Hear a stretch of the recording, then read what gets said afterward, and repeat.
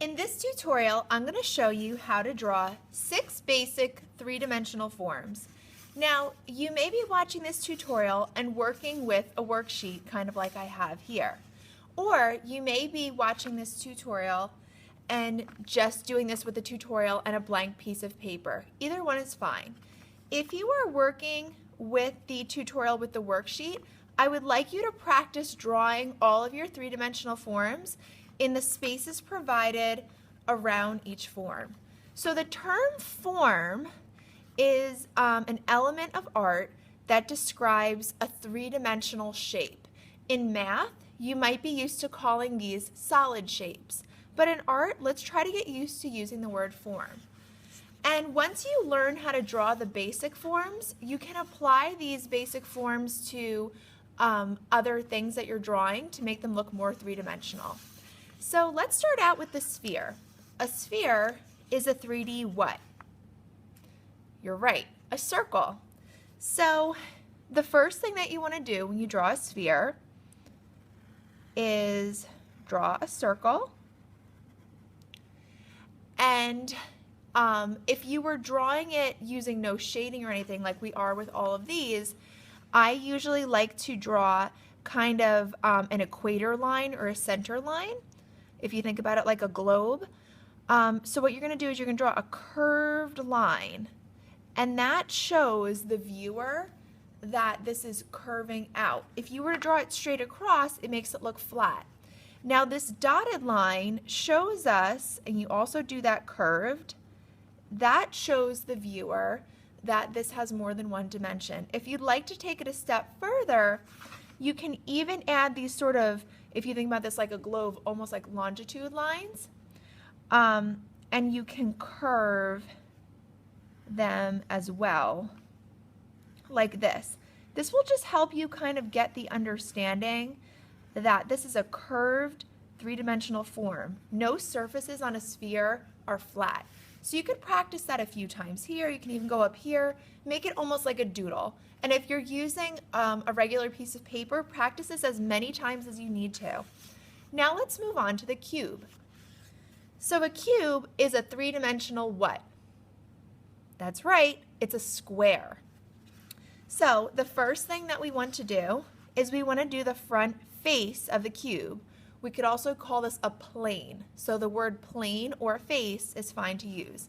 So we're going to just draw a regular old square.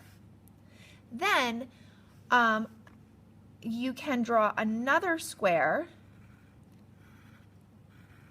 where the upper right-hand corner and bottom left-hand corner are overlapping. Then, this is actually really fun. You connect upper right corner to upper right corner, lower right corner to lower right corner, upper left corner to upper left corner, and lower left corner to lower left corner.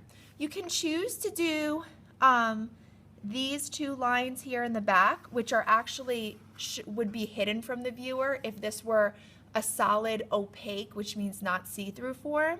You can do those in dotted lines if you want, or you can do them regular. So practice that several times in order to draw a cube really well. Now let's look at the pyramid.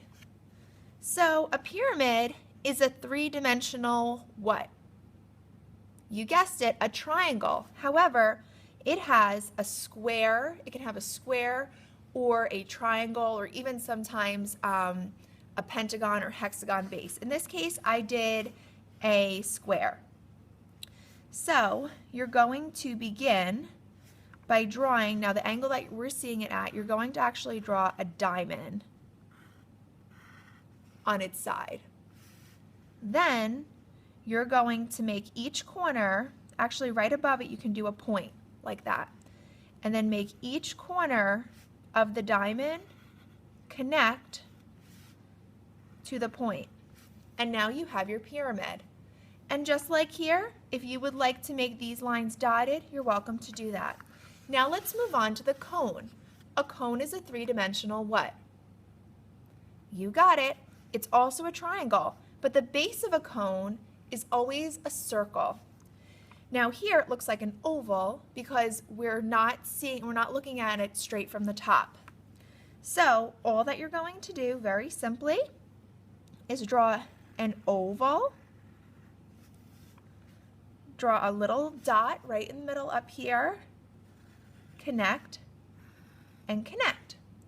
Now, if you wanted to, when you do that, you can draw half of your oval solid, half of your oval a dotted line, and then do the other steps. And if you were to make this opaque, which means it's not a see-through shape, you would just do a curved line, so half of an oval, almost like a little smile line, do a dot up here, connect, and connect, and there's your cone. Now let's move on to the cylinder. A cylinder is a three-dimensional,